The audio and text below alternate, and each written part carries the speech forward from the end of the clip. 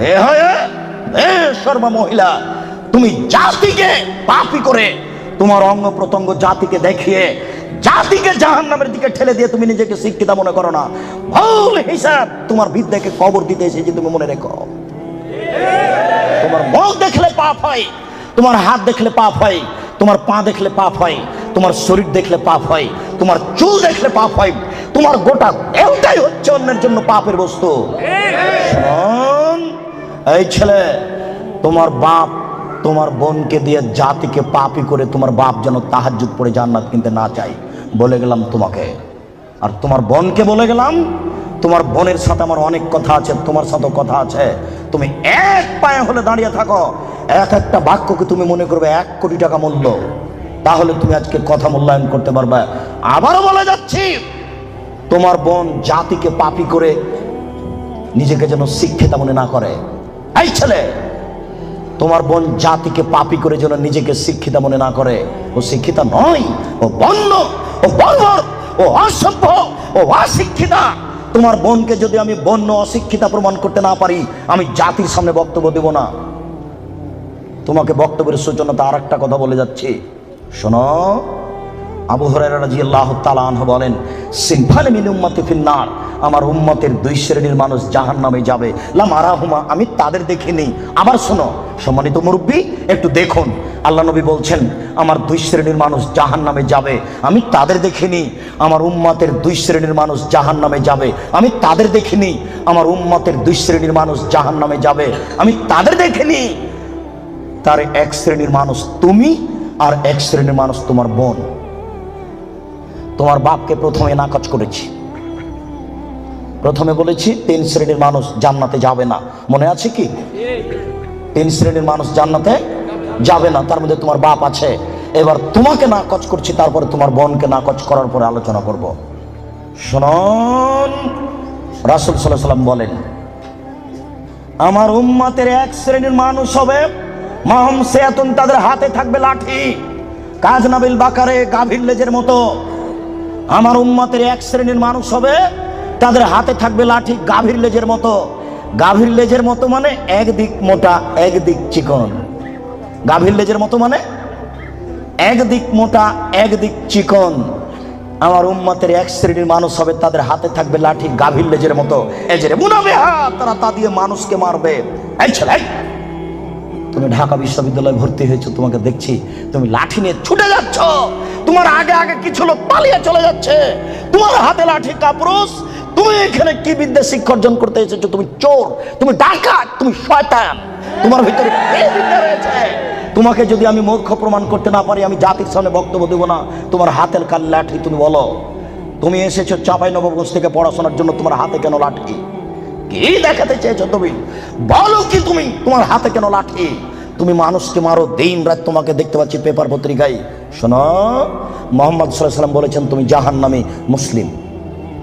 মুসলিম মানে আম গাছে জাম ধরতে পারে, ধরে না, অমাবস্যার রাতে চাঁদ উঠতে পারে, উঠে না, শুঁয়ের ছিদ্র দিয়ে লাঙ্গলের ফাল ঢুকতে পারে, ঢোকে না, শুঁয়ের ছিদ্র দিয়ে লাঙ্গলের ফাল ঢুকে যেতে পারে, আম গাছে জাম ধরে যেতে পারে, অমাবস্যার রাতে চাঁদ উঠে যেতে পারে, এগুলো ঘটে যেতে পারে।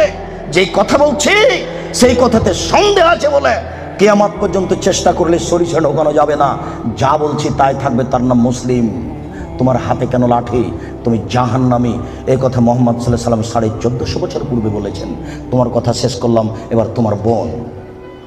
দেখো, আমি অনুবাদক, দেখো তো, মনে হচ্ছে যে তোমাকে আর তোমার বোনকে আর তোমার মাকে দেখে দেখে আল্লাহ নবী বলছেন, অথচ আল্লাহ নবী বলছেন যে ওরা জাহান্নামী, ওদের আমি দেখিনি। ওরা জাহান্নামী, ওদের আমি দেখিনি। ওরা জাহান্নামী, ওদের আমি দেখিনি। 2 নিসাউন, মহিলা, কাশে এতন, কাপড় পরে থাকবে, আর এতন উলঙ্গ। দেখো তো তোমার বোনের সাথে মিল খাই কিনা। আমি আবার অনুবাদ করি, নিসাউন, মহিলা, কাশে এতন, কাপড় পরে থাকে, আর এতন উলঙ্গ।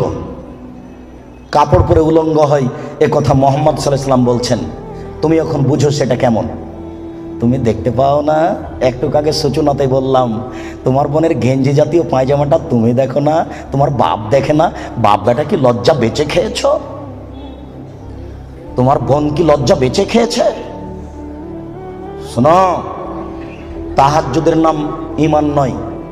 শোনো, হজের নাম ঈমান নয়, লজ্জার নাম ঈমান। আল্লাহ রাসূল বলছেন, আল হায়া মিনাল ঈমান ওয়াল ঈমান ফিল জান্নাহ। লজ্জাই হচ্ছে ঈমান, ঈমানই হচ্ছে জান্নাত। লজ্জাই হচ্ছে ঈমান, ঈমানই হচ্ছে জান্নাত। লজ্জাই হচ্ছে ঈমান, ঈমানই হচ্ছে জান্নাত। লজ্জা নেই যার, ঈমান নেই তার। লজ্জা নেই যার, ঈমান নেই তার। ঈমান নেই যার, জান্নাত নেই তার। ঈমান নেই যার, জান্নাত নেই তার। ঈমান নেই যার, জান্নাত নেই তার। লজ্জা নেই যার, ঈমান নেই তার। আমি অনুবাদক। 1450 বছর পূর্বে মুহাম্মদ সাল্লাল্লাহু আলাইহি ওয়াসাল্লাম কথা বলেছেন, এই ছেলে, তুমি তো তাফসির মাহফিল দিন রাত শুনে শুনে, আর ওই কণ্ঠ শুনে কি যে বলছে হুজুর, খালি বলে চলে যাচ্ছে কণ্ঠ সুরে, কেউ কিছু বুঝতে পারি না। 3 ঘন্টা তাফসির করার পরে হুজুর বলছেন যে এই আয়াতের তাফসির করতে আরো 2 দিন লাগবে। তারপরে বাড়ি যাওয়ার সময় সবাই বলছে, বাপের বেটা আছে, বলতে পারে। বললো কি? বললো জি, সেই তো কি যে বললো। আমি কিন্তু রাজশাহী চাঁপাইনবাবগঞ্জের মানুষ, আমার দন্তাস তালে বসা, তালে বসা, তালে বসা। কাজে আপনি খুব ভদ্রতা বজায় রেখে একটু 19-20 হলেও আপনি বুঝার চেষ্টা করবেন। তবে আমি প্রাণপণে চেষ্টা করছি আপনাকে বোঝানোর জন্য। আমি আপনার কিছু না কিছু উপকার করবই করবো ইনশাআল্লাহ। আপনি খালি একটু ধৈর্য ধারণ করুন। ইচ্ছা করলেই সময় বের করা যায় না। 5 মাস থেকে এই সময়টা ঠিক করা হয়েছে, তবু কত ঠেলা ঠেলি, এই দিনের উপরে যে কত আঘাত আসলো, তারপরও চলে এসেছিল। তার মানে এটা তাকদীর। একটু মূল্যায়ন করেন, কাজ তো আপনার অনেক আছে।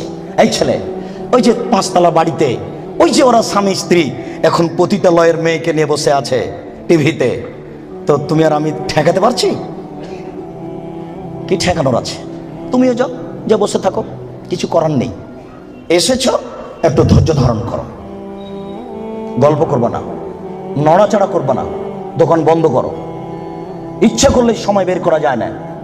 একটু ধৈর্য ধারণ করো, জীবনে কিছু করার চেষ্টা করো। তুমি মানুষ, বিচারের মাঠে পশুর বিচার হবে না। আব্দুর রাজ্জাক সাহেব বলেছেন, মানুষের তো বিচার হবে হবে, পশু প্রাণীরও বিচার হবে। পশু প্রাণীর বিচার মানে ওখানেই শেষ। একটা সিংওয়ালা ছাগল যদি একটা অসিংওয়ালা ছাগলকে গুতা মেরে থাকে, তা আল্লাহ রাসূল বলছেন, আল্লাহ তাআলা অসিংওয়ালা ছাগলকে সিং দিয়ে বলবেন, এই সেই ছাগল, তোমার সিং দিয়ে দিয়েছি, তুমি এখন গুতা মেরে না। তারপরে বিচার শেষ। তার জাহান্নাম জান্নাত নেই। মানুষের জাহান্নাম জান্নাত আছে। একটু ধৈর্য ধারণ করুন, বোকামির পরিচয় দিয়েন না। ইচ্ছা করলেই সময় বের করা যায় না। আপনি কথাকে মূল্যায়ন করুন। এই ছেলে, কথা শেষ করছি অংশে, তুমি শোনো। তুমি জাহান্নামী, এই কথা আল্লাহর নবী বলেছেন। তোমার হাতে লাঠি, গাভীর লেজের মতো তুমি মানুষকে মারো। তোমার বোন জাহান্নামী। তোমার বোনকে আল্লাহ নবী বলছেন নিসাউন, মহিলা, কাসিয়াতুন, কাপড় পরে থাকে, আরিয়াতুন, উলঙ্গ, মমিল হাতুন, ওরা পুরুষকে নিজের দিকে আকৃষ্ট করে। ওই যে দেখো তোমার বোন এখনো ওই যে যাচ্ছে, ঠোঁটে লিপস্টিক দেওয়া আছে। ওকে বলো যে তোমার নাম কি? ও বলে নাকি যে আমার নাম অলকা, আমার বাপের নাম গৌতম গুপ্ত, বলে নাকি? ওকে হিন্দুর মেয়ে, তোমার বাপ কি জবাব দিবে? তোমার বাপকে তাহাজ্জুদ পড়ে জান্নাত কিনতে বলি ও কাপুরুষ। ভুল বুঝেছে তোমার বাপ আর তুমি, ভুল সিদ্ধান্ত। তোমার বাপ তাহাজ্জুদ পড়ে জান্নাত পাবে না। তোমাকে বারবার বলে যাচ্ছে, তুমি মনে রেখো, তোমার বোন এখনো ঠোঁটে লিপস্টিক দিয়ে বাজারে ঘুরছে।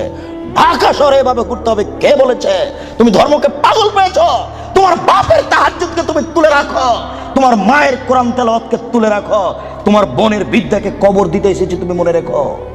শোনো, তোমার বোন মানুষকে নিজের দিকে আকৃষ্ট করে। মাইলাতুন, সে নিজেও পুরুষের দিকে আকৃষ্ট হয়।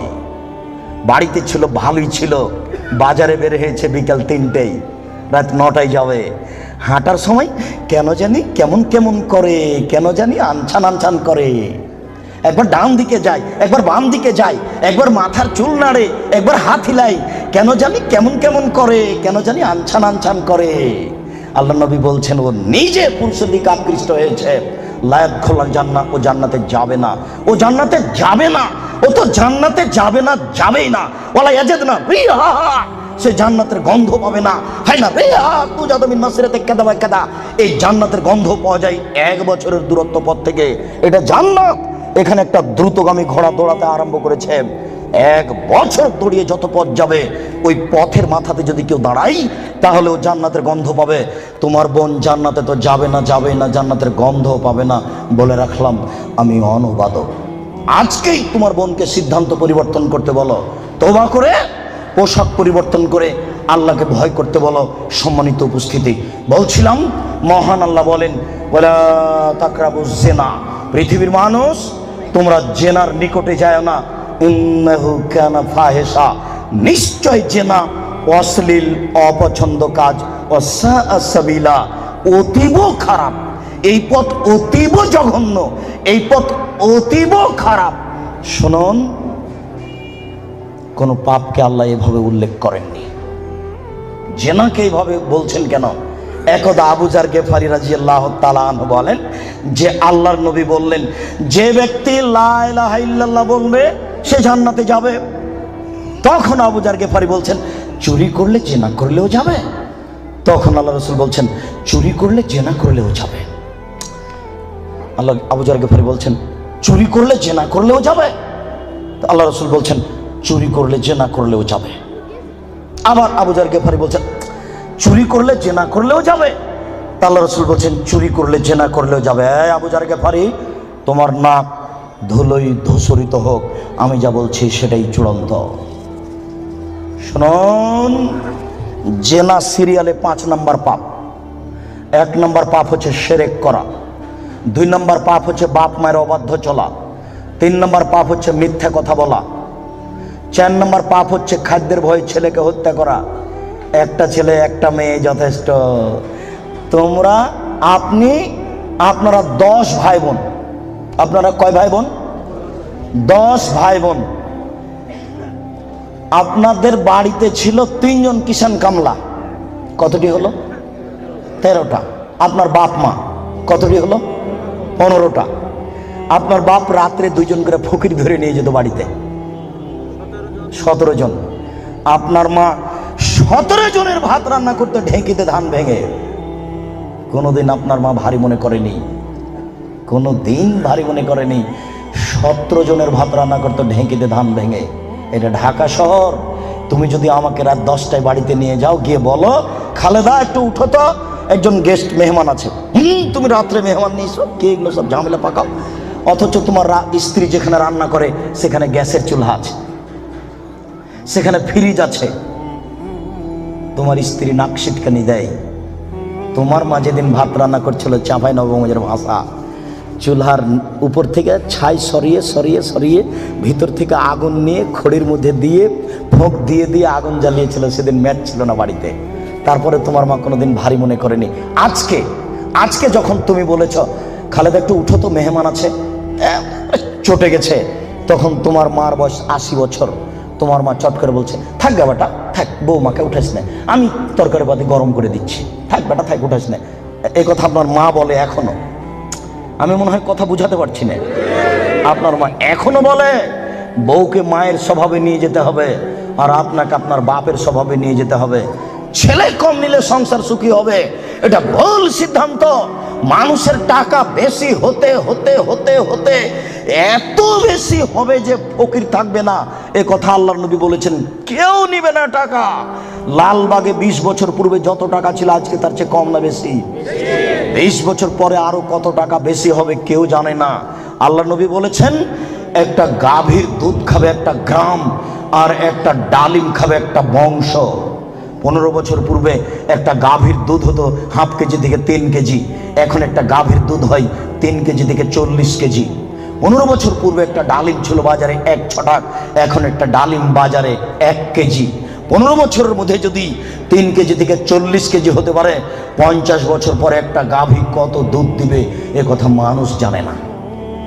আপনাকে আমি কি দিয়ে বুঝাই? আল্লাহ নবী বলেছেন একটা গাভীর দুধ খাবে একটা গ্রাম।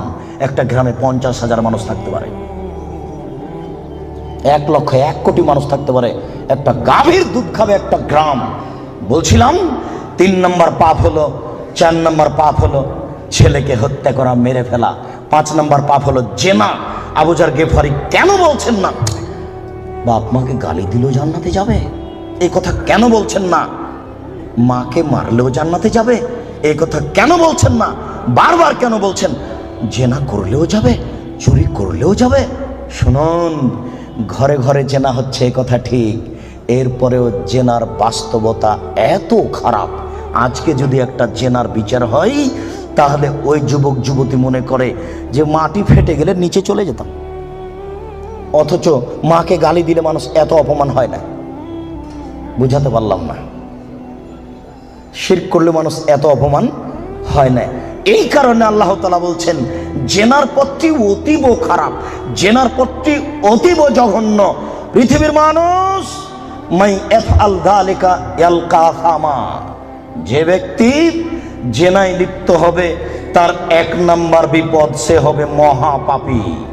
2, ইজাফ লাহুল আযাব ইয়াউমাল কিয়ামা, যে ব্যক্তি জেনায় লিপ্ত হবে বিচারে তার শাস্তি দ্বিগুণ শতগুণ বেশি হয়ে যাবে। 3, ওয়ায়াখলুদ ফীহি মুহানা, সে চিরদিন জাহান্নামে থাকবে অপমান অবস্থায়। শুনুন, জেনায় লিপ্ত হলে 3টে বিপদ আছে। 1, সে হবে মহাপাপী। 2, বিচারের মাঠে তার শাস্তি দ্বিগুণ শতগুণ বেড়ে যাবে। 3, সে চিরদিন জাহান্নামে থাকবে। মহান আল্লাহ বলেন ওয়াসানিয়াতু ওয়াসানি ফাজলিদু কুল্লা ওয়াহিদিন মিনহুমা মিআতা জালদা। পৃথিবীর মানুষ, বিবাহ পুরুষ নারী যারা জেনায় লিপ্ত হচ্ছে তাদেরকে 100 লাঠি পিটাও। এখানে বলা হয়নি বিবাহিত না অবিবাহিত, তবে মারার সময় যেন তোমাকে ময়া মহব্বত ভাতৃত্বভাব না ধরে, একবারে যথাযথ পিটাও। সম্মানিত উপস্থিতি, আল্লাহ তাআলা এই পর্যন্ত এখানে বলেছেন। আমি আপনাকে জেনার আলোচনা করতে গিয়ে প্রথমে আলোচনা করছি জেনার বিপদ। জেনা করলে মানুষের উপরে বিপদ আসবে। 1, অল্প বয়সে মরণ হবে, মহামারী হবে, কলেরা হবে।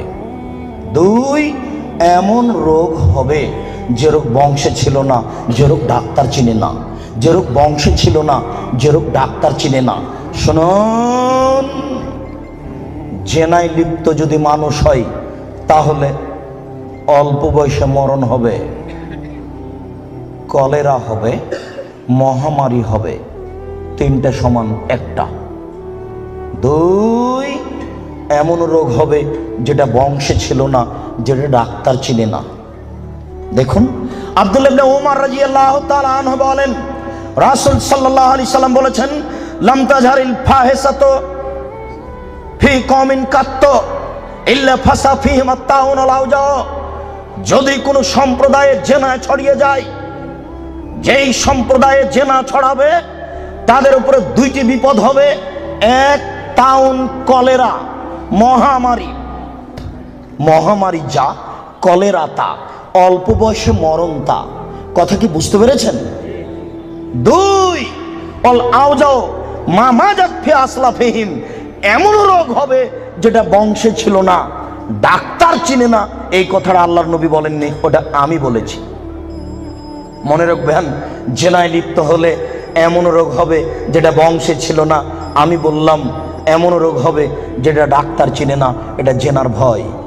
আব্দুল্লাহ ইবনে মাসউদ রাদিয়াল্লাহু তাআলা আনহু বলেন রাসূল সাল্লাল্লাহু আলাইহি সাল্লাম বলেছেন লাম তাজহারিল ফাহিসাতু ফি কওমিন কাত্ত ইল্লা ফাসা ফিহিমাল ফাকর ওয়াল মাসকানা। যখন কোন সম্প্রদায়ে জেনা প্রকাশ পাবে তখন তাদের উপরে দারিদ্রতা, নিঃস্বতা, ভিক্ষাবৃত্তি নেমে আসবে। তাকে একদিন না একদিন ভিক্ষুক হতেই হবে। কোটি টাকা ইনকাম করলে তার সংসারে সুবিধা আসবে না। বউ স্ত্রী পরকীয়া প্রেমে লিপ্ত, স্বামীও পরকীয়া প্রেমে লিপ্ত, দুইজন দুইজনকে গালি দেয়। সারাদিনে 3 কোটি টাকা ইনকাম করে আর রাত্রে এসে দুইজন মারামারি করে। বলেন এরা ভিক্ষুক কিনা? বলেন দেখি, এদের কি আছে জীবনে বলেন? একদিন টাকা শেষ হবেই। আমি অনবাদক 1450 বছর পূর্বে মুহাম্মদ সাল্লাল্লাহু আলাইহি ওয়াসাল্লাম বলেছেন, যেই সমাজে সুদ এবং জেনা প্রকাশ পাবে, যেই সমাজে সুদ এবং জেনা প্রকাশ পাবে, সেই সমাজের উপরে ভিক্ষাবৃত্তি নেমে আসবে। তাদের অর্থ সম্পদ ধ্বংস হবেই, তাকে একদিন না একদিন ভিক্ষুক হতে হবে। এটা জেনার প্রথম বিপদ। মুহাম্মদ সাল্লাল্লাহু আলাইহি ওয়াসাল্লাম বলেন, আমার উম্মত জেনাকে হালাল মনে করবে, মুহাম্মদ সাল্লাল্লাহু আলাইহি সাল্লাম বলেন, আমার উম্মত জেনাকে হালাল মনে করবে। দুঃখজনক কথা, আমরা জেনাকে হালাল মনে করবে, এত বড় পাপকে। জি, আমির রাদিয়াল্লাহু তাআলা আনহু বলেন, রাসূল সাল্লাল্লাহু আলাইহি সাল্লাম বলেছেন, লা ইয়াকুনান্না ফি উম্মতি আকওয়াম ইস্তাহিলুল হিরা ওয়াল হারিরা ওয়াল খামরা ওয়াল মাযিব। অচিরে আমার উম্মতে এমন মানুষ আসছে যারা রেশমি কাপড়কে হালাল মনে করবে, তাদের গায়ে থাকবে সিল্ক জাতীয় জামা, তাদের বাড়িতে থাকবে মখমল জাতীয় চাদর। আমার উম্মত রেশমি কাপড়কে হালাল মনে করবে। 2, আমার উম্মত জেনাকে হালাল মনে করবে। 3, আমার উম্মত মদকে হালাল মনে করবে। 4, আমার উম্মত বাদ্যযন্ত্রকে হালাল মনে করবে। সব দোকানেই টিভি, সব মোবাইলে বাদ্যযন্ত্র, কারোর কাছে এটার পাপের কাজ নয়, কেউ ভাবে না এটা পাপের কাজ। শুনুন, এই ছেলে, তুমি খুব ধৈর্য ধারণ করে থাকো। আলোচনার শেষের দিক যত যাবে তত গুরুত্বপূর্ণ আলোচনা হবে। তুমি খুব সতর্ক থাকো, যতই কষ্ট হোক। সম্মানিত মুরব্বী, আপনার যতই কষ্ট হোক, আপনাকে আমি কিছু সময়ক্ষণ অপেক্ষা করার জন্য অনুরোধ করছি। আপনি ধৈর্য ধারণ করুন, ইচ্ছা করলেই সময় বের করা যায় না।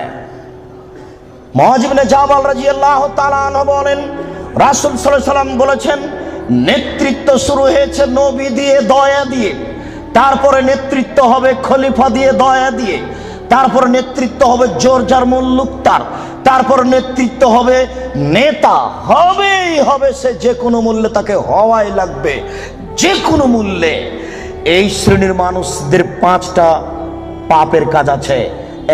1, ইস্তাহিলুল হারিরা, এরা রেশমি কাপড়কে হালাল মনে করবে। 2, অল ফুরুজা, এরা জেনাকে হালাল মনে করবে। এই বোকা ছেলে, তোমার নেতাকে তুমি চিনো? আর জেনার লাইন লেগা আছে, তুমি দেখো তদন্ত করে। আল্লাহ নবী বলেছেন, আমি অনুবাদক। এসব সমাজের নেতারা জেনাকে হালাল মনে করবে। 3, মদকে হালাল মনে করবে।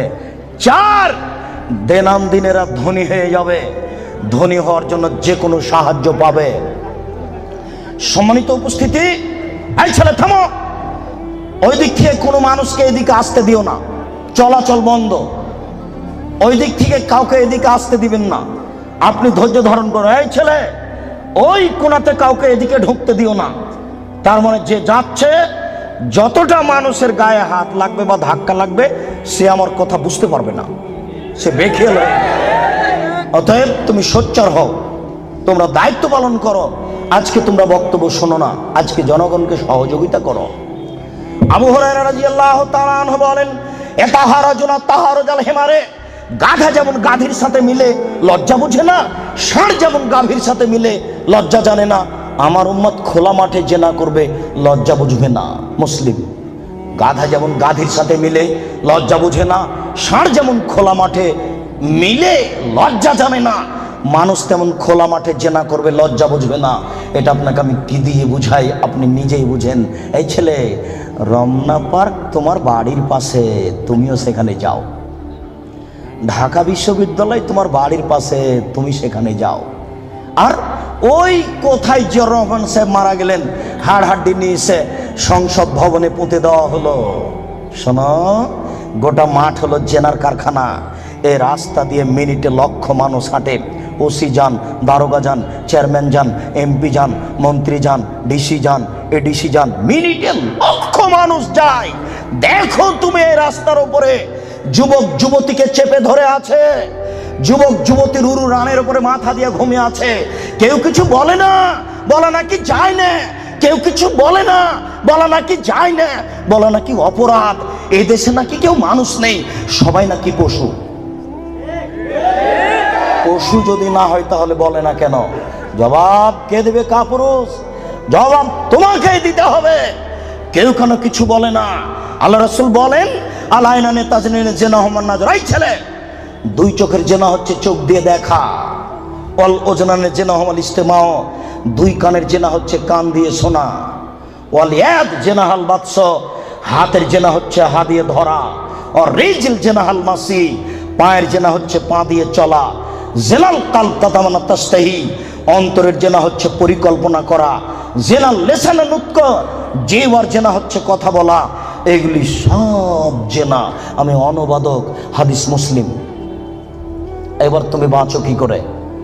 এই ছেলে, তোমার মোবাইলে দিন রাত পতিতালয়ের মেয়ে নাচে, শোনো, আল্লাহ রাসূল বলেন ইন্নাল মারাতা ইজাস্তাতারাত, যখন কোনো মহিলা সাজসজ্জা গ্রহণ করে, সাজগোজ করে, দেখো তুমি বিপদে পড়েছ, তোমার বোনও বিপদে পড়েছ। আমি অনুবাদক। তিনি বলেন যখন কোনো মহিলা সাজসজ্জা করে, সাজগোজ করে, ঠোঁটে লিপস্টিক দেয়, পাউডার মাখে, মারাবে মাজলিসিন, তারপরে পুরুষের পাশ দিয়ে হেঁটে যায়, কেদা জানিয়ে ও ব্যভিচারণী, ও ব্যভিচারণী, ও ব্যভিচারণী। আমি অনুবাদক।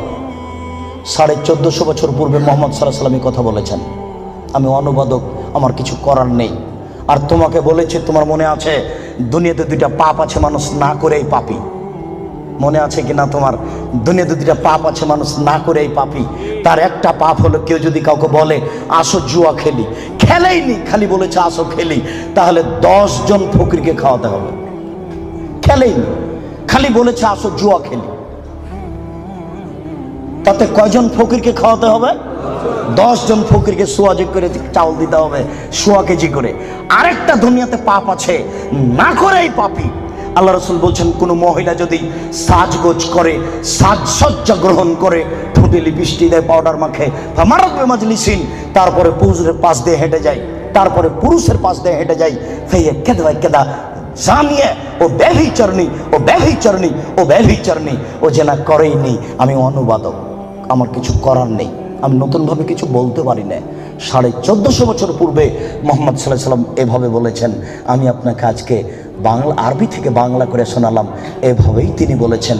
সম্মানিত উপস্থিতি, এই ছেলে, এখানে তোমাকে আর একটা কথা বলে রাখছি, তুমি মনে রেখো। তুমি কথাকে উল্টে ধরিও না। আজকে তুমি ঢাকা সাভারের কথা উল্টে ধরেছ, তোমার ভুল হয়েছে, তুমি ভুল শুনেছ। আমি বলেছি টিভিতে আন্তর্জাতিক খেলা, ক্রিকেট, ফুটবল দেখা তো বহু দূরের কথা। আমি বলেছি আন্তর্জাতিক খেলা টিভিতে দেখা তো বহু দূরের কথা, আন্তর্জাতিক খেলার গল্প যেখানে চলে সেখানে বসে থাকাও হারাম। দেখি কোন মায়ের বেটা এই ফতোকে উল্টে ধরতে পারে। আর তোমার বাড়ির উপরে, 5 তলা বাড়ির উপরে অনেকগুলি পতাকা, তার একটা হচ্ছে ব্রাজিলের পতাকা। তুমি ব্রাজিলকে চিনো কে? তুমি কি ব্রাজিলকে চিনো কে? আচ্ছা, তুমি কি কোনোদিন ভেবেছো ব্রাজিলকে? আচ্ছা, তোমার বিদ্যা তো নেই, তোমার কি একটু বুদ্ধিও নেই? তুমি কি মানুষই নও? রাজশাহী চাঁপাইনবাবগঞ্জের ভাষাতে তুমি কি অমানুষ? তোমার ভিতরে কি কোনো মানবতাই নেই? ওরা ইহুদি, ওরা খ্রিস্টান, ওরা ইহুদি, ওরা খ্রিস্টান। শোনো, যদি তারা শোনে যে তুমি পায়খানায় পড়ে গেছ, তাহলে অট্ট হাসি দিবে। আর যদি তোমাকে পাশে পাই, তাহলে তোমার মাথার উপরে লাথি মারবে। আর যদি তোমাকে পাশে পাই, তাহলে আরো 3 বালতি পায়খানা তোমার মাথার উপরে দিয়ে দেবে। বলো দেখি, ওরা কারা? ওরা ইহুদি, ওরা খ্রিস্টান, ওরা জন্মসূত্রেই তোমার শত্রু। ওরা বলছে তোমার নবী ভুয়া, মুহাম্মদ সাল্লাল্লাহু আলাইহি ওয়াসাল্লাম ভুয়া নবী। নবী হলে আমাদের মধ্যে থেকে হবে কেন? ইব্রাহিম আমাদের, সুলাইমান আমাদের, দাউদ আমাদের, মুসা আমাদের, ঈসা আমাদের, ইয়াকুব আমাদের, ইউসুফ আমাদের, সব নবী আমাদের। মুহাম্মদ নবী হলে ইহুদি খ্রিস্টানদের মধ্য থেকে হবে, আমাদের মধ্য থেকে হবে। আরে মুহাম্মদ নাকি পৌত্তলিকের মধ্য থেকে হয়েছে। ছি ছি ছি ছি ছি, এ কেন নবী হবে? ছি ছি ছি ছি ছি, এ ভুয়া নবী। তুমি তার পতাকা মাথার উপরে তুলো কাপুরুষ। তোমার বিদ্যাকে আমি কবর দিতে এসেছি, তুমি মনে রেখো, তোমার আমি কিছু না কিছু উপকার করবই করব ইনশাআল্লাহ। শুনুন, দুনিয়াতে 2টি পাপ আছে, মানুষ না করেই পাপী। ফুটবল, ক্রিকেট, র্যাকেট খেলা যায় ওই সময়তে যখন টাকার হারজিত থাকবে না, শরীর চর্চা থাকবে, তখন যায়। ফুটবল, ক্রিকেট, র্যাকেট, ভলিবল এগুলো খেলা যাবে ওই সময়তে যখন টাকার হারজিত থাকবে না, শরীর চর্চা হবে। আর যাতে শরীর চর্চা নেই, বসে বসে সময় কাটাই, এটা খুবই খারাপ। চৌসার, ছক্কা, লুডু, দাবা, পাঞ্জা, ক্যারাম বোর্ড, তাস, গেমস, এইসব খেলায় যদি কেউ অংশগ্রহণ করে তাহলে সে তার হাতকে শরীর শুকুরের রক্তের মধ্যে ডুবিয়ে দিয়েছে। মোহাম্মদ সাল্লাল্লাহু আলাইহি ওয়াসাল্লাম বলেন, মান লাইবা বিনারদে শির ফাকাদাত খালায়াদাহু বিদামে খিনজির।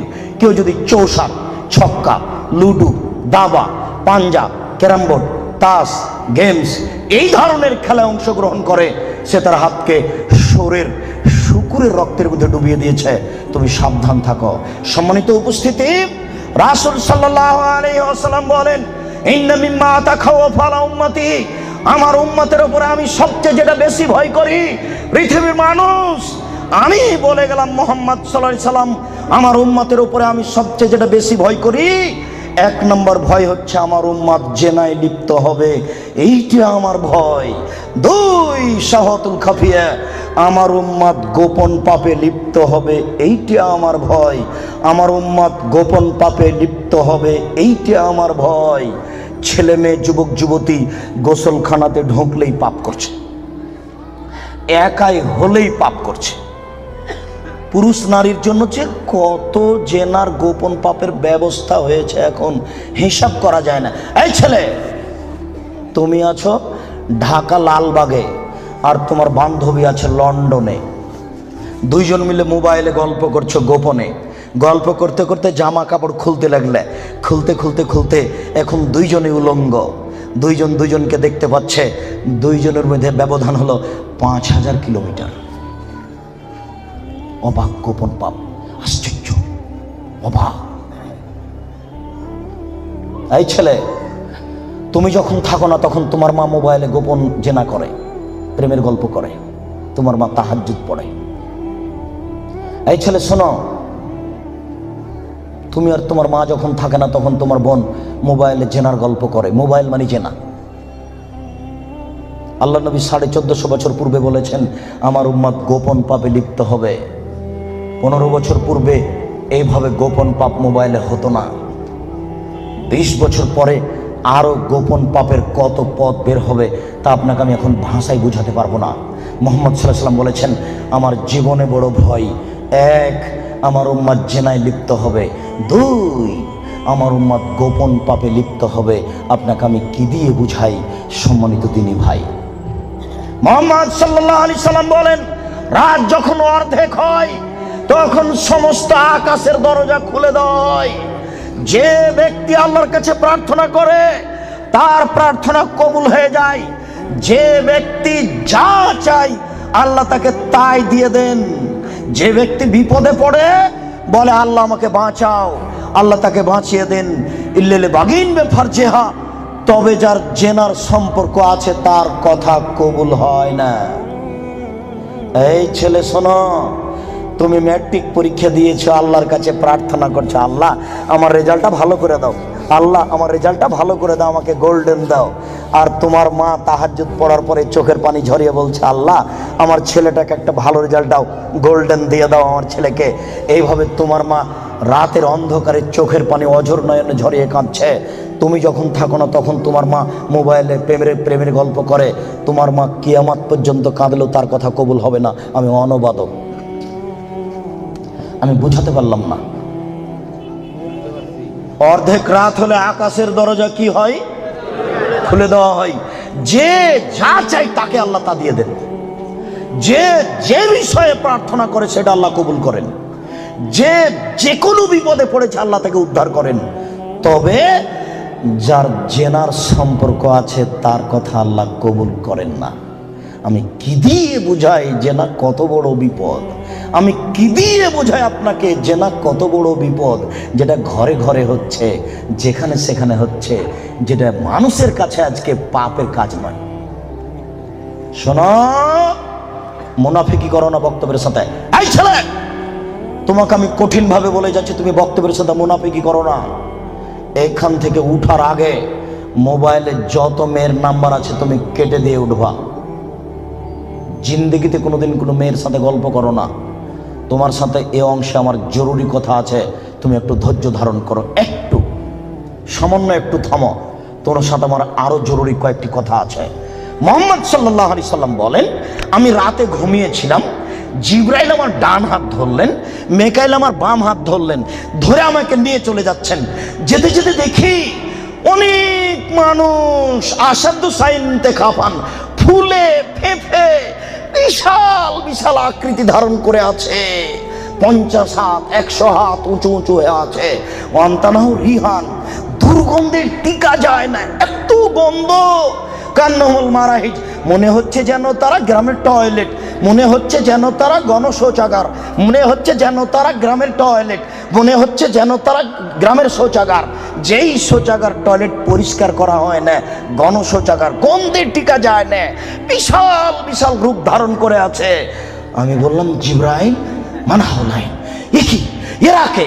জিবরাইল, এরা কারা? ছি ছি ছি ছি, এরা কারা? এত কোণে গন্ধ, এত কোণে ফুলে আছে। তখন জিবরাইল বললেন, অহমদ জোনাতা জাওয়ানি, এরা হলো ব্যভিচার, ব্যভিচার নেই। বলো যুবক, মোটা মোটা হ্যাঁ ফুলে আছে, খুব গন্ধ, এরা কারা? ব্যভিচার, ব্যভিচার নেই। তুমি সাবধান থাকো, তুমি একটু অপেক্ষা করো। শুনুন, আল্লাহ নবী বলছেন যে আমার ডান হাত জিবরাইল ধরলেন, বাম হাত মেকাইল ধরলেন, ধরে নিয়ে চলে যাচ্ছেন। যেতে যেতে দেখি একটা গর্ত, চুলার মতো। কোন চুলা? যাতে তন্দুরি রুটি হয়। তন্দুরি রুটি চুলা দেখেছেন? ভিতরে রুটি দিয়ে সিদ্ধ হলে বের করে নেওয়া হয়, এরকম চুলা। তাহাতাহার, তার ভিতরে দেখি ধাঁধা ধাঁধা ধাঁধা করে আগুন জ্বলছে। হয় যে ইরতাফাও ইরতাফাও, আগুন যখন জোরে জ্বলে উঠছে তখন ওর ভিতরে যা কিছু আছে সব উপরে চলে যাচ্ছে। হয় যে খামেদাত রাজাউ ফিহা, আর যখন আগুনটা কমে আসছে তখন সব নিচের দিকে চলে যাচ্ছে। ফিহারে জালন অনিসাউন ওরাতন, তাতে দেখি পুরুষ এবং নারী জমা ধরে আছে উলঙ্গ অবস্থায়, পরনে কাপড় নেই কারো, এভাবে জমা ধরে আছে উলঙ্গ অবস্থায়। আগুন যখন জোরে জ্বলে উঠছে দাদা দাদা দাদা করে উপরে চলে যাচ্ছে, আবার যখন আগুন কমে যাচ্ছে তখন নিচের দিকে চলে যাচ্ছে, আর উপরে উঠলে মনে হচ্ছে যেন বের হয়ে পড়ে যাবে। দেখি সেখানে পুরুষ এবং নারী উলঙ্গ অবস্থায় জ্বলছে। আমি বললাম, জিবরাইল মানাউলা, এরা কারা? তখন জিবরাইল বললেন, অহমদ জনাত, তারা হলো ব্যভিচার, ব্যভিচার নেই। আল্লাহ নবী বলেছেন, যেসব মহিলারা জেনায় লিপ্ত হবে ওদের লজ্জায় স্থানের গন্ধে জাহান্নামীরা জাহান্নামে টিকতে পারবে না। যেসব মহিলারা জেনায় লিপ্ত হবে ওদের লজ্জায় স্থানের গন্ধে জাহান্নামীরা জাহান্নামে টিকতে পারবে না। যেসব মহিলারা জেনায় লিপ্ত হবে ওদের লজ্জায় স্থানের গন্ধে জাহান্নামীরা জাহান্নামে টিকতে পারবে না। মুহাম্মদ সাল্লাল্লাহু আলাইহি সাল্লাম বলেছেন। শুনুন সম্মানিত দিনী ভাই, আবু হুরায়রা রাদিয়াল্লাহু তাআলা আনহু বলেন, রাসূল সাল্লাল্লাহু আলাইহি সাল্লাম বলেছেন, আল বিকরু বিল বিকরি জিলদু ওয়া তাগরিবু সানা, অবিবাহিত ছেলে মেয়ে যদি জিনায় লিপ্ত হয় তাহলে তাকে 100 লাঠি পিটিয়ে এলাকা থেকে 1 বছরের জন্য তাড়িয়ে দিতে হবে। তিনি বলেন, আসাইবু বিসাইবুর রাজম, বিবাহিত পুরুষ নারী যদি জেনায় লিপ্ত হয় তাহলে তাকে ইট ঢেল পাথর দিয়ে মেরে মেরে মেরে ফেলতে হবে। এদেশের লাখো ভাবিকে ইট ঢেল পাথর দিয়ে মেরে ফেলতে হবে যারা দেবরের সাথে জেনায় লিপ্ত হয়েছে। এদেশের লাখো দুলাভাইকে ইট ঢেল পাথর দিয়ে মেরে ফেলতে হবে যারা সেলিকার সাথে জেনায় লিপ্ত হয়েছে। এদেশের লাখো পুরুষকে ইট ঢেল পাথর দিয়ে মেরে ফেলতে হবে যাদের স্ত্রী থাকার পরেও অন্য নারীর সাথে জেনায় লিপ্ত হয়েছে। এদেশের লাখো নারী বেহায়া বেশরমা লজ্জাহীনা নারী যারা স্বামী বাড়িতে থাকার পরেও অন্য পুরুষের সামনে নিজের পরনের কাপড় খুলে উলঙ্গ অবস্থায় জেনায় লিপ্ত হয়। শুনুন, এদের ইট ঢেল পাথর দিয়ে মেরে মেরে মেরে ফেলতে হবে, এদের বাঁচার কোনো পথ নেই। রাসূল সাল্লাল্লাহু আলাইহি সাল্লাম বলেন, 3 শ্রেণীর মানুষকে হত্যা করতে হয়, তবে 2 শ্রেণীর মানুষের বাঁচার পথ আছে। মনে রাখুন, 3 শ্রেণীর মুসলমানকে হত্যা করতে হয়, 2 শ্রেণীর মানুষের বাঁচার পথ আছে, 1 শ্রেণীর মানুষের বাঁচার পথ নেই। এক, কেউ যদি বলে আমি কোরআন মানি না তাহলে তাকে হত্যা করতে হবে। কেউ যদি বলে গাভীর দুধ হারাম তাহলে তাকে হত্যা করতে হবে। কেউ যদি বলে মদ হালাল তাহলে তাকে হত্যা করতে হবে। সরকারের পক্ষ থেকে গলায় ফাঁস দেওয়া হয়েছে, ফাঁস টান টান। তখন বলছে বলেছে আমার ভুল হয়েছে, আমি কথা ফিরিয়ে নিলাম, তাহলে তাকে আর ফাঁসি দিতে হবে না, নামিয়ে নিতে হবে, বেঁচে গেল। পাপ করেছিল হত্যার যোগ্য। আমি বুঝাতে পারলাম না মনে হয়। 2, কেউ যদি কাউকে হত্যা করে তাহলে তাকে হত্যা করতে হবে, এর নাম কেসাস। এই ছেলে তোমার দাদার বয়স 90 বছর, তাহাজ্জুদ পড়ে ফজরের টাইমে বের হচ্ছিল মসজিদে নামাজ পড়তে যাবে। কালকে তোমার দাদাকে একটা ছেলে গালি দিয়েছে, তাহাজ্জুদ পড়তে বের হওয়ার সময়তে দেখো ওই ছেলেটা, তোমার দাদা এক থাপ্পড় দিতে ছেলেটা মারা গেছে। এখন তোমার দাদাকে কেসাস স্বরূপ ফাঁসি দিতে হবে সরকারের পক্ষ থেকে, তবে তোমার দাদার বাঁচার পথ আছে। ওই ছেলেটার বাপ মা যদি বলে আচ্ছা যাক আমাদের ছেলেকে মেরেছে আমরা মারবো না, তাহলে তোমার দাদা বেঁচে গেলেন। কথা কি বুঝাতে পেরেছি? 3 রাজুলুন জানা বাদায় হেসানিন, কে যদি বিবাহ করার পরে জেনায় লিপ্ত হয় তাহলে তাকে হত্যা করতে হবে, তার বাঁচার কোনো পথ নেই। কেউ যদি বিবাহ করার পরে জেনায় লিপ্ত হয় তাহলে তাকে হত্যা করতে হবে, তার বাঁচার পথ নেই। একটু জাতের মানে তুমি গামে দিয়ে গামের সম্প্রদায়ের একজন মহিলা আসলো আল্লাহ রসুলের দরবারে, এসে বলছে তাহির নিয়া রাসূলুল্লাহ, হে আল্লাহ রসুল আপনি আমাকে পবিত্র করুন। তখন আল্লাহ রসুল বললেন ইরজি, বাড়ি তুমি ফিরে যাও, আস্তাগফিরুল্লাহ, আল্লাহর নিকটে ক্ষমা চাও, ও তুমি ইলাইহি, তুমি তওবা করো, তোমার পাপ ক্ষমা হয়ে যাবে। তখন মহিলাটি বলছে হ্যাঁ তুরাদ্দাদুনি কামারা দাদ্দা মাইজুল মালিক, আপনি মাইজুল মালিকের বিচার না করে বারবার ফিরিয়ে দিয়েছিলেন, আপনি কি আমাকে সেইভাবে ফিরিয়ে দিতে চাচ্ছেন? আমার পেট উঁচু হয়েছে, অবৈধ সন্তানে আমার পেটে অবৈধ সন্তান রয়েছে, দয়া করে আপনি আমাকে ফিরিয়ে দিন না, আমার বিচার করে দেন। তখন আল্লাহ রসুল বললেন আচ্ছা ঠিক আছে, ইরজেই হাতে তালে দি, তুমি বাড়ি চলে যাও, যেদিন তোমার বাচ্চা হবে সেদিন আসিও, বিচার করে দেব। মহিলা বাড়ি চলে গেল, বাচ্চা সবে মাত্র প্রসব হয়েছে। মুসলিম গ্রন্থে এসেছে ওই বাচ্চাটাকে ন্যাকড়ার মধ্যে জড়িয়েছে, প্রসব হওয়া মাত্র জড়িয়ে নিয়ে এসে আল্লাহ রসুলের দরবারে এসে বলছে আল্লাহ রসুল এ দেখেন বাচ্চা প্রসব হয়েছে, বিচার করে দেন। আল্লাহ রসুল মাথাটা নিচু করে বলছেন ইরজি, বাড়ি চলে যাও, ফারজি হে, বাচ্চাকে দুধ খাওয়াও, হাতে তাপতে মেহে, যেদিন বাচ্চা দুধ ছেড়ে দিবে সেদিন আসিও, বিচার করে দেবো। মহিলা চলে গেল, বাচ্চাকে 2 বছর দুধ পান করালো। 2 বছর পরে মহিলা বিচারালয়ে উপস্থিত, অফিয়াদেহি কেসরাত খুবজিন, এমত অবস্থায় বাচ্চার হাতে এক টুকরা রুটি রয়েছে। এই রুটি প্রমাণ করে বাচ্চা খাদ্য খেতে পারে। ফাওয়াসাদাহু বেয়াদের রাজুলিন মিনাল মুসলিমিনা, আল্লাহ রাসূল ওই ছেলেটাকে একজন মুসলমানের হাতে সমর্পণ করলেন, বললেন যাও তুমি এই ছেলেটাকে লালন পালন করো।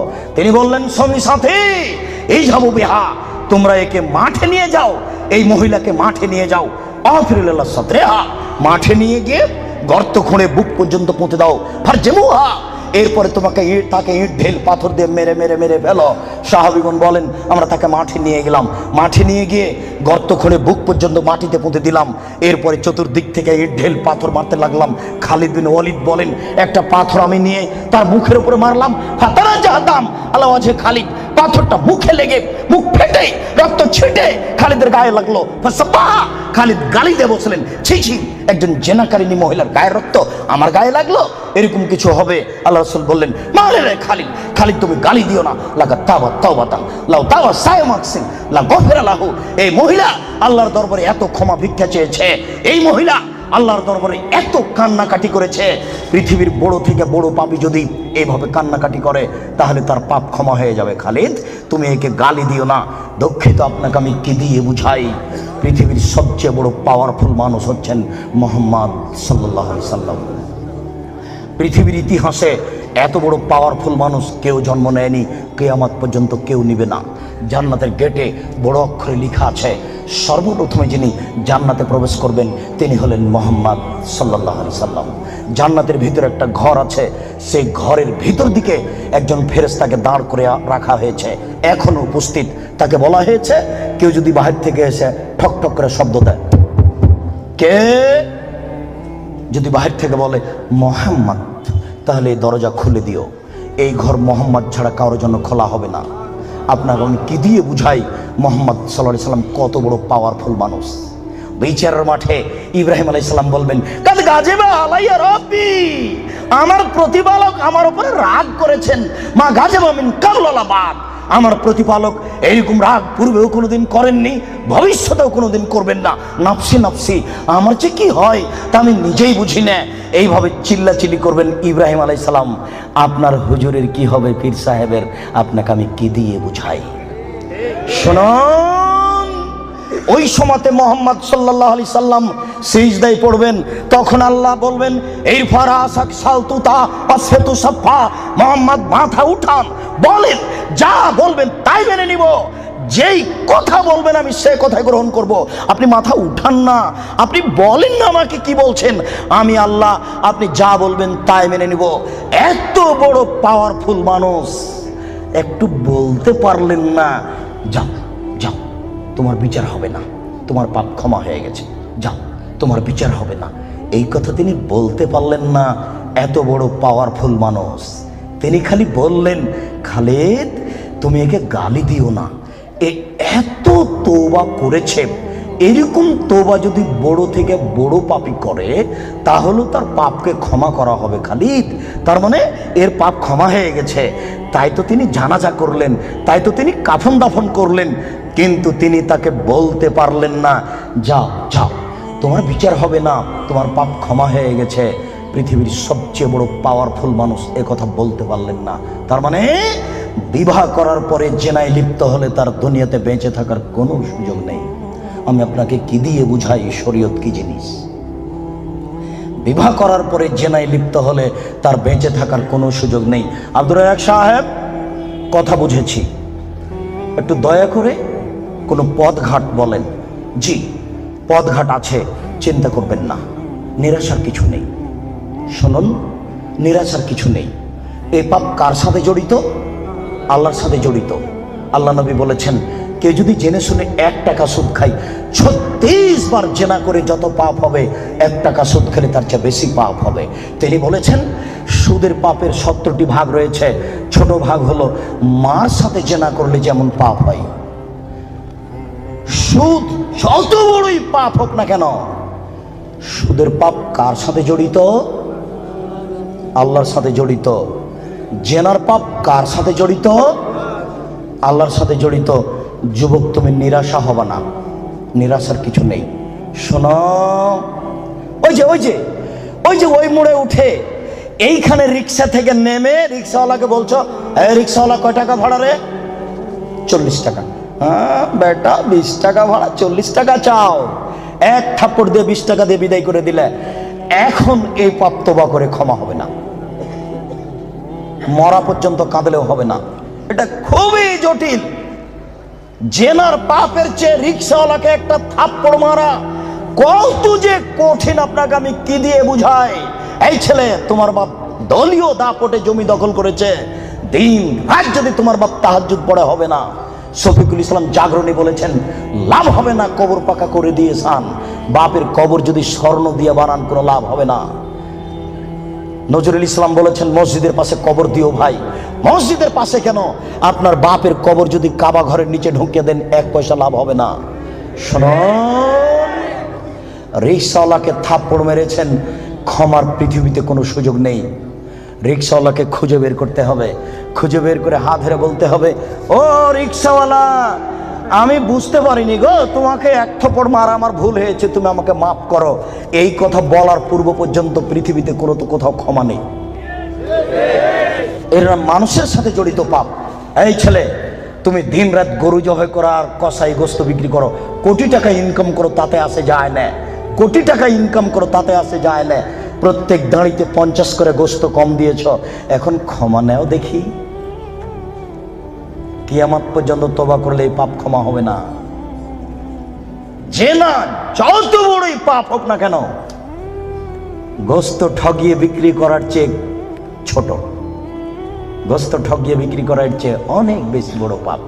এই ছেলে তুমি তো শহরে প্রতারণা দিয়ে ব্যবসা করছো, এটা দাম কত? 1500। তুমি জানো যে এর দাম 300। আচ্ছা 300 তুমি 500 চাও, চলন্ত বাজার যদি এর 2000 টাকা হয় তবু জায়েজ। তুমি জেনে শুনে বললে 1500 টাকা, তার মানে তুমি প্রতারণা দিয়েছ। একদিনে যদি কোটি টাকা ইনকাম হয় তবু তোমাকে একদিন ভিক্ষুক হতেই হবে। তুমি এইভাবে ব্যবসা কোনোদিন সফলতা অর্জন করতে পারবে না।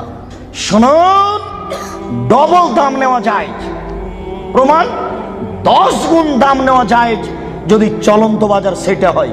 প্রমাণ আল্লাহ রসুল বলেন আনাস এই যে 1 টাকা নাও, ছাগল কিনে নিয়ে আসো, আনাস বাজারে গিয়ে 1 টাকা দিয়ে ছাগল কিনে আর এক জায়গাতে 2 টাকায় বিক্রি করেছেন। 2 টাকা দিয়ে বিক্রি করে আবার 1 টাকা দিয়ে একটা ছাগল কিনেছেন আর 1 টাকা নিয়ে চলে এসেছেন। আল্লাহ রসুল এনেন একটা ছাগল আর একটা টাকা। আনাস, কি ব্যাপার? তোমাকে যে আমি টাকা দিয়েছি একটা ছাগল কেনার জন্য, তো টাকাও দিচ্ছ, ছাগলও যে দিচ্ছ। আল্লাহ রসুল, আমি বাজারে একটা ছাগল কিনে ওকে 2 টাকায় বিক্রি করেছি, তারপরে 1 টাকা দিয়ে আরেকটা ছাগল কিনেছি আর 1 টাকা ফিরে নিয়ে এসেছি। আচ্ছা আচ্ছা, বারাকাল্লাহু ফি তিজারাতিক, আল্লাহ তোমার ব্যবসাতে বরকত দান করুক। কি বুঝলেন? ডবল দামে বিক্রি করেছে। ঢাকার ওই পারে যদি 1 টাকা বড় 600 টাকা গজ হয় আর এই পারে যদি 1200 টাকা গজ হয় তবুও জায়েজ। হোমিও ডাক্তার আমাকে বলছে, আব্দুর রাজাক সাহেব, মাত্র এই বোতলে 10 টাকার ওষুধ আছে, আমি এখান থেকে 1 ফোঁটা ওষুধ দিয়ে 3000 টাকা নিই, যদি টাকা কম নিই তাহলে তার ভরসা কমে যাবে। একদিন পরে আবার এসেছে, এসে বলছে ওষুধ দেন। কি করি, আমিও নিরুপায়। তখন এমনি পানি দিয়েছি, কিচ্ছু না, পানি দিয়েছি, দিয়ে 500 টাকা নিয়েছি। যদি 50 টাকা নিই তাহলে সে মনে মনে বলবে আমাকে কোনো ওষুধ দিল না, আমি কি করব? তখন আমি বললাম, ব্যবসা করো, প্রতারণা দিও না। চলন্ত বাজার যদি 1500 টাকা হয় তাহলে নেও, অথবা 500 টাকা নেও, ওই সময় 200 টাকা নিও। তুমি বুঝতে পারছো এটা প্রতারণা, এমন কিছু করো না, জেনার চেয়ে এটা অনেক অনেক অনেক জটিল। সম্মানিত উপস্থিতি, এই ছেলেরা, তোমাকে আশ্বস্ত করছি, নিরাশা হয় না। তবে আমি তোমাকে বলেছি, এখান থেকে উঠার আগে মোবাইলে যেন আর কোনো মেয়ের নাম্বার না থাকে। এবার শোনো, তুমি যদি আজকে মোবাইলের সব নাম্বার কেটে দিতে পারো আর তুমি যদি বলতে পারো আমি জিন্দেগিতে আর কোনোদিন কোনো মেয়ের সাথে কথা বলবো না, তাহলে তুমি যে কোনো বিপদ থেকে বেঁচে যাবা। আমি আলোচনার শেষের দিকে আসছি। সম্মানিত উপস্থিতি, জি, আপনারা ধৈর্য ধারণ করুন। 2 জন ইসলাম গ্রহণের অপেক্ষায় আছে, আমাদের হাতের হাত রেখে ইসলাম গ্রহণ করুন। আমরা তাড়াতাড়ি শেষের দিকে চলে এসেছি। একবারে এক পায়ে দাঁড়িয়ে থাকেন, যে কোনো বিপদ থেকে বেঁচে যাবেন এই পথ বন্ধ করতে পারলে। প্রমাণ, 3 জন লোক রাস্তায় হাঁটছিল, বৃষ্টি আসলো, পাহাড়ের গর্তে ঢুকলো, একটা বড় পাহাড়, বড় পাথর মুখের উপরে আসলো, আর তারা বের হতে পারবে না। একজন বলল, আল্লাহ, আমার বাপ মাকে ভালোবাসি, পাথরটা সরিয়ে দাও। আল্লাহ বললেন, আচ্ছা ঠিক আছে, একটু দিলাম। একজন বলল, আল্লাহ, আমি একটা লোককে কাজে নিয়েছিলাম, অর্ধেক দিন কাজ করার পরে চলে যাবে। আমি বললাম, টাকা নেও। ও বলছে, না, নেব না। কদিন পরে এসে বলছে, টাকা দেন। আমি বললাম, গরু ছাগল নিয়ে যাও। আমাকে বলছে, মজাক করবেন না, একদিনের টাকা দেন। আরে আমি বললাম, মজাক করিনি, তুমি গরু ছাগল নিয়ে যাও না। সব নিয়ে চলে গেল। আমি যদি তোমাকে সন্তুষ্ট করার জন্য এই কাজ করে থাকি, পাথরটা সরিয়ে দাও। আল্লাহ বললেন, আচ্ছা ঠিক আছে, আমি সরিয়ে দিলাম। 3 জনের তৃতীয় জন বলছে, আল্লাহর নবী, আমার একজন চাচাতো বোন ছিল, আমি তাকে জীবন বাজি রেখে ভালোবাসতাম, আমি তার সাথে জেনা করতে চাইলাম, ফাবাদ, সে নাকচ করে দিল। আমাকে বলল, এই তুই যদি 100টা স্বর্ণের টাকা আমাকে দিতে পারিস আমি রাজি।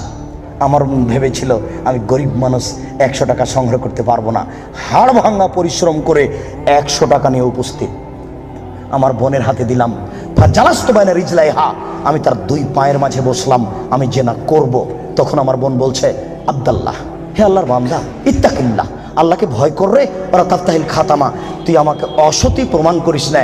এ আল্লাহর বান্দা, তুই আল্লাহকে ভয় কররে, আমাকে অসতী করিস না। ফাকুমতা আনহা, আমি ওখান থেকে উঠে গেছি, তোমার ভয়ে পাথর সরিয়ে দাও। আল্লাহ বলেন, আচ্ছা ঠিক আছে, আমি পাথর সরিয়ে দিলাম। এ দেখো, বিপদ থেকে বেঁচে গেল জেনা বন্ধ করার কারণে। আমি না বুঝাতে পারলাম না। বুখারী মুসলিমের হাদিস। 2, এই ছেলে শোনো, শুধু বাঁচা নয়, আজকে থেকে তুমি যদি বলতে পারো, কোনো মেয়ে যদি তোমার সাথে জেনার গল্প করতে চাই, তাহলে তুমি মোবাইলে বলবা, এমনি আখাফুল্লাহ, আমি আল্লাহকে ভয় করি, জিন্দেগিতে আমি তোমার সাথে আর কোনোদিন কথা বলবো না, তুমি আমার সাথে কথা বলবো না। এই কথা যদি তুমি বলতে পারো, বিচারের মাঠে তুমি বিশেষ ছায়াতলে 7 শ্রেণীর মানুষ থাকবে, তার মধ্যে তুমি একজন। বুখারী মুসলিম। আমি কি বুঝাতে পেরেছি? তার মধ্যে তুমি একজন। 3, এবার তোমাকে ছেড়ে চলে আসলাম তোমার বোন আর তোমার মায়ের কাছে। রাসূল সাল্লাল্লাহু আলাইহি ওয়াসাল্লাম বলেছেন, কেউ যদি 4টি কাজ করতে পারে কোনো নারী যদি 4টি কাজ করতে পারে জান্নাতের যে কোনো দরজাতে ঢুকতে পাবে। 1, 5 ওয়াক্ত নামাজ পড়বে। 2, রমজান মাসের রোজা থাকবে। 3, স্বামীকে মেনে চলবে। 4, জেনায় লিপ্ত হবে না। জান্নাতের যে কোনো দরজাতে ঢুকতে পাবে, কোনো সমস্যা নেই। এবার সবার জন্য আল্লাহ তাআলা বলেন, ওয়ানাহান নাফসা আনিল হাওয়া ফাইনাল জান্নাতাল হিয়াল মাওয়া। পৃথিবীর মানুষ তোমরা শুনে রাখো, আমি আল্লাহ বলছি, তোমরা যদি তোমাদের প্রবৃত্তিকে ঠেকাতে পারো, যদি বলো আর কোনোদিন জেনায় লিপ্ত হব না, তাহলে আমি আল্লাহ তোমাদের জন্য জান্নাতুল মাওয়া রেখেছি। যারা প্রবৃত্তিকে ঠেকাতে পারবে তাদের জন্য আল্লাহ জান্নাতুল মাওয়া রেখেছেন।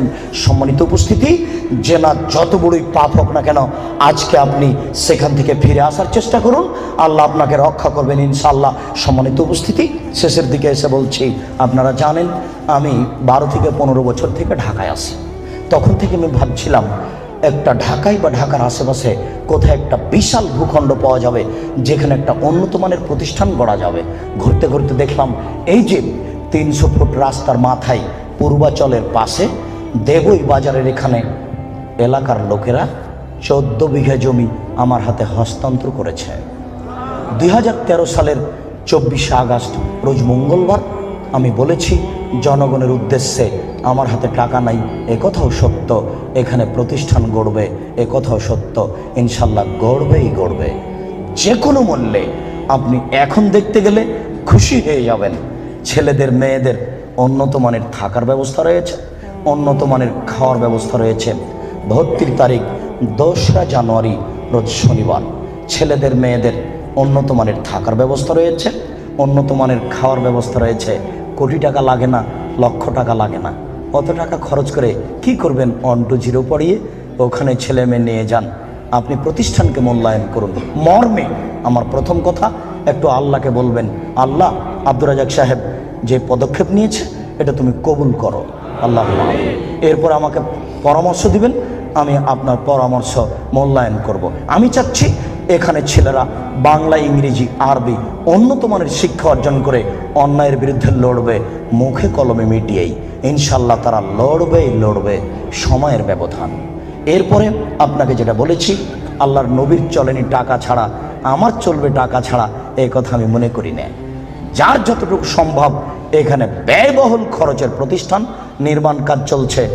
ছেলেদের মেয়েদের পৃথক পৃথক আবাসিক ব্যবস্থা, মসজিদের পরিকল্পনা এবং শিক্ষক আবাস সব মিলেই অনেক বড় কাজ চলছে।